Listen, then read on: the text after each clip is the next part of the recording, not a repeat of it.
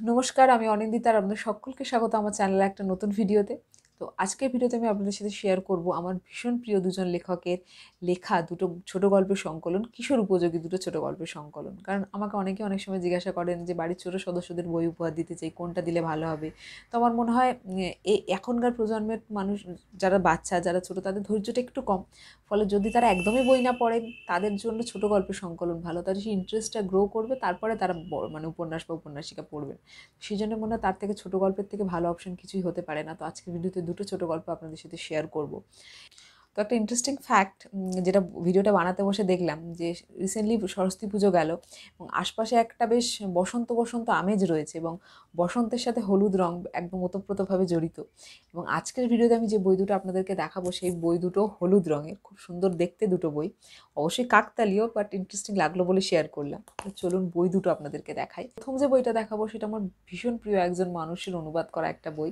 সেটা হলো ব্রাজিলের কালো বাঘ ও অন্যান্য, সত্যজিৎ বাবুর অনুবাদ করা এই বইটা। এই বইটাতে মোট 5টা ছোট গল্প আছে। প্রথম 3টে গল্প লিখেছেন স্যার আর্থার কনান ডয়েল। সেই 3টে গল্প হলো ব্রাজিলের কালো বাঘ, ব্লু জন গহ্বরের বিভীষিকা, ইহুদির কবচ। আর পরের দুটো গল্প হলো ঈশ্বরের 9 লক্ষ কোটি নাম, যেটা লিখেছেন আর্থার সি ক্লার্ক। আর লাস্টের গল্পটা হলো মঙ্গলী স্বর্গ, যেটা লিখেছেন রে ব্র্যাডবেরি। তো বেশ ইন্টারেস্টিং 5টা গল্প, এর মধ্যে কিছু ফ্যান্টাসি ফিকশনও আছে। তো প্রথম গল্পটা ব্রাজিলের কালো বাঘ। এটা বন্ধুত্ব, বিশ্বাসঘাতকতা এইগুলো নিয়ে লেখা একটা গল্প। একটা মানুষ ঘটনাচক্রে ব্রাজিলের একটা কালো বাঘের সাথে একটা খাঁচায় বন্দি হয়ে যাচ্ছে এবং সেখান থেকে কি আদৌ সে বেঁচে বেরোতে পারছে এবং সে কিভাবে সে খাঁচায় বন্দি হচ্ছে, যেটা একদম একটা টান টান উত্তেজনা নিয়ে আপনি পড়বেন। যখন সেই মানুষটা বাঘটার সাথে একটা খাঁচায় বন্ধ হয়ে যাচ্ছে, সেই যে ঘটনার বর্ণনাগুলো একদম টান টান উত্তেজনাময় একটা লেখা, ভীষণ ভালো লাগবে পড়তে। তারপরে যে গল্পটা ব্লু জন গহ্বরের বিভীষিকা, সেটা একটা বিশ্বাস অবিশ্বাসের ওপরে লেখা একটা গল্প। এটাও বেশ ইন্টারেস্টিং একটা গল্প। পরের গল্পটা হলো ইহুদির কবচ।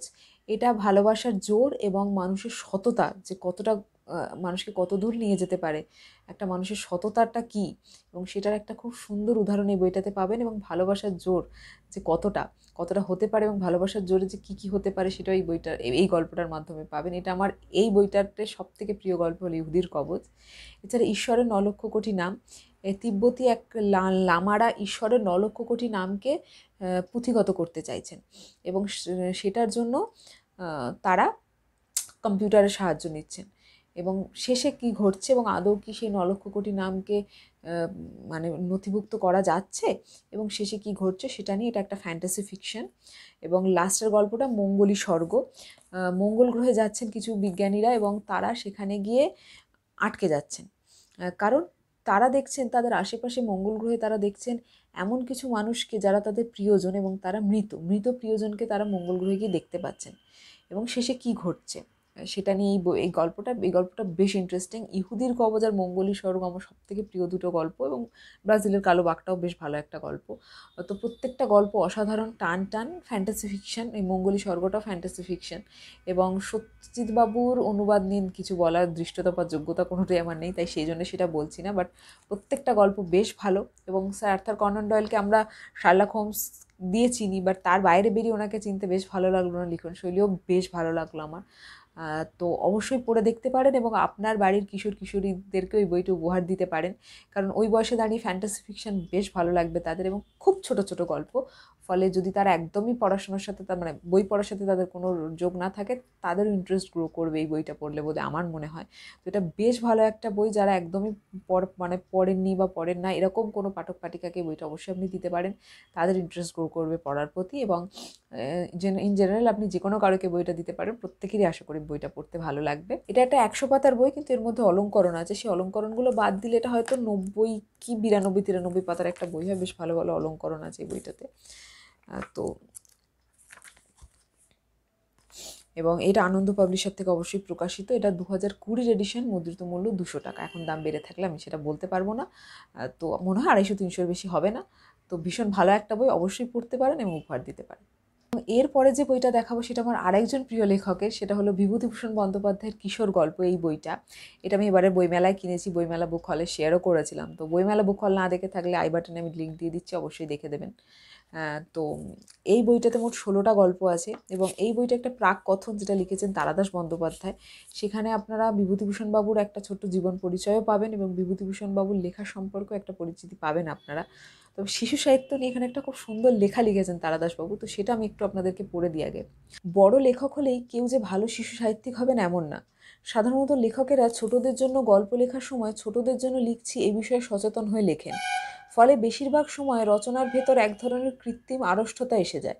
শিশু এবং কিশোরেরা বয়সে ছোট হতে পারে, কিন্তু তারা সমালোচক হিসেবে ছোট নয়। ভালো খারাপ লেখার পার্থক্য তারা ঠিকই বোঝে। বিভূতিভূষণ সেই বিরল সাহিত্যিকদের অন্যতম যারা একাধারে বড় ও ছোটদের জন্য মহৎ সাহিত্য সৃষ্টি করেছেন। কিশোর এবং বড় শিল্পী, এই দুয়ের মধ্যে একটা মিল আছে। দুইয়ের মনের ভেতরেই এক শিশু বাস করে। পারিপার্শ্বিক ও বিশ্বজগৎ সম্বন্ধে অনন্ত বিস্ময় ও জিজ্ঞাসা শিশু মনের প্রধান লক্ষণ। চিরশিশু বিভূতিভূষণের মনে আমৃত্যু এই বিস্ময়ে কাজ করেছে। তার রচিত যে কোনো কিশোর সাহিত্য পড়তে আরম্ভ করলে অল্প বয়সীরা বুঝতে পারে বিভূতিভূষণ তাদের দলেরই লোক, আছেন তাদের মনের কাছাকাছি। তো ভীষণ ভালো লেগেছিল এই লেখাটা, সেই জন্য আপনার সাথে শেয়ার করলাম।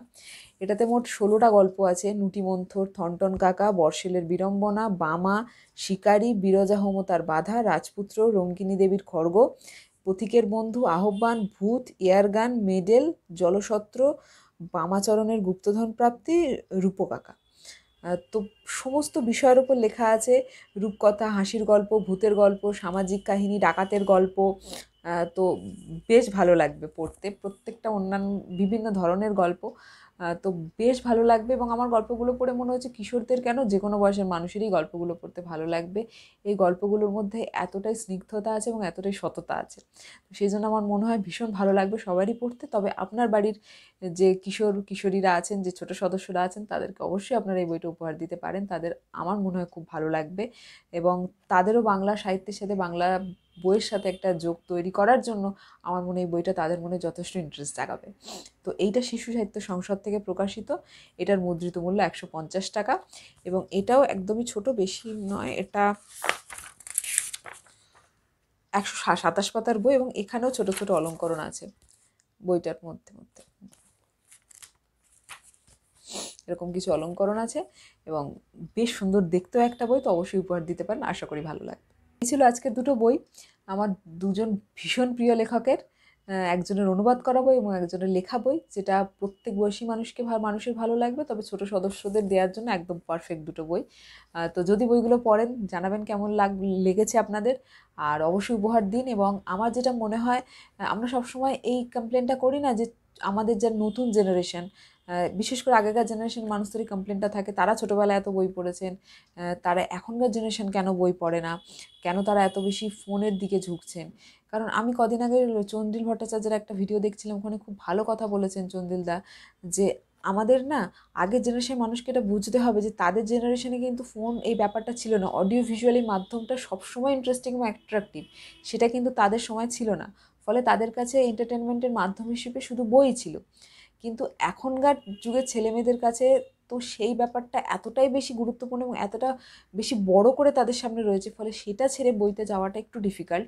এবং চন্দ্রিলদা মজা করে এটাও বলছিলেন যে এরকম নয় কি আপনারা ফোনটাকে পাশে রেখে বই পড়েছিলেন, হ্যাঁ, আপনাদের কাছে কোনো অপশান ছিল না। কারণ এখনকার এই সময় দাঁড়িয়ে আগেকার জেনারেশন মানুষরাও তো ফোনমুখী হয়ে পড়ছেন। ফলে এটা কিন্তু জেনারেশনের দোষ না, এটা সময়ের দোষ এবং আপনাদের সামনে সামনে কী জিনিস পাচ্ছি সেইটার দোষ। আপনারা যেটা পেয়েছেন আপনারা তার মধ্যে থেকেছেন, কিন্তু এখনকার এত বেশি ইনফরমেশান, এত বেশি জিনিসপত্র অ্যাভেলেবেল সবার কাছে, ফলে সেখান থেকে বেরিয়ে বইতে যাওয়াটা হয়তো একটু ডিফিকাল্ট হয়ে যায়। ফলে এটা জেনারেশনের দোষ নয়, তবে আমাদের কিন্তু দায়িত্বটা নিতে হবে ছোটোদেরকে বইমুখী করে তোলা। বাংলা বই পড়ানোটা খুব গুরুত্বপূর্ণ, নিজের ভাষায় বই পড়াটা আরও বেশি গুরুত্বপূর্ণ। প্রত্যেকটা ভাষায় বই পড়বেন না কেন, যে ভাষা স্বাচ্ছন্দ্য বোধ করবেন পড়বেন, কিন্তু নিজের ভাষায় বই পড়া এবং বাংলা ভাষা যেহেতু আমাদের নিজের ভাষা, সেই ভাষায় পরবর্তী প্রজন্মকে পড়ানোটা ভীষণভাবে গুরুত্বপূর্ণ। দায়িত্বটা নিজেদেরকে নিতে হবে। তাদেরকে বই উপহার দিন, তাদের সাথে বই পড়ুন, একসাথে বসে তাদের সাথে বই নিয়ে কথা বলুন। কারণ আমার এক মাসিমণি আছেন, তিনি আমেরিকায় থাকেন। তিনি কিন্তু রাত্রে শুতে যাওয়ার সময় নিজে বই নিয়ে শুতে যান, বই পড়ে তারপর ঘুমোতে যান। সেই দেখা দেখি ছোট্ট ভাই বোন দুটো সেটাই শিখেছে, তারাও শুতে যাওয়ার সময় কিন্তু বই নিয়ে শুতে যায়, মার সাথে তারা বই পড়ে, তারপর ঘুমিয়ে পড়ে। তো আপনি ফোন ইউজ করবেন, বাচ্চাকে বলবেন বই পড়তে, সেটা হবে না, আপনাকেও বই পড়তে হবে, তবেই সে বই পড়বে। তো বাচ্চারা অনুকরণ করে, বাচ্চারা বললে শেখে না। তো আমার মনে হয় এটা আমাদের দায়িত্বটা আমাদেরকে যথেষ্ট ভালোভাবে পালন করতে হবে, তবেই কিন্তু আমরা তাদেরকে দোষ দিতে পারবো বা তাদেরকে বলতে পারবো। তো ভিডিও এখানে শেষ করব। যদি ভিডিওটা ভালো লেগে থাকে অবশ্যই একটা লাইক করে দেবেন, আর কমেন্ট সেকশন অবশ্যই আপনাদের মতামত জানাবেন। এখন অবধি বানানো কন্টেন্ট ভালো লেগে থাকলে অবশ্যই চ্যানেলটাকে সাবস্ক্রাইব করে পাশে থাকবেন। আগামী দিনে ভালো ভালো ভিডিও আরও আসছে, চেষ্টা করবো আরও ভালো ভালো কন্টেন্ট আপনাদেরকে প্রোভাইড করা। তো দেখা হচ্ছে পরের দিন পরের কোনো ভিডিও নিয়ে। ততদিন নিজে ভালো থাকুন, আশপাশটাকে ভালো রাখুন, নিজে পজিটিভ থাকুন, আশপাশটাকে পজিটিভ রাখুন, নিজে বই পড়ুন, অন্যকে বই পড়ার জন্য অনুপ্রাণিত করুন এবং বই নিয়ে প্রচুর প্রচুর আলোচনা করুন। নমস্কার।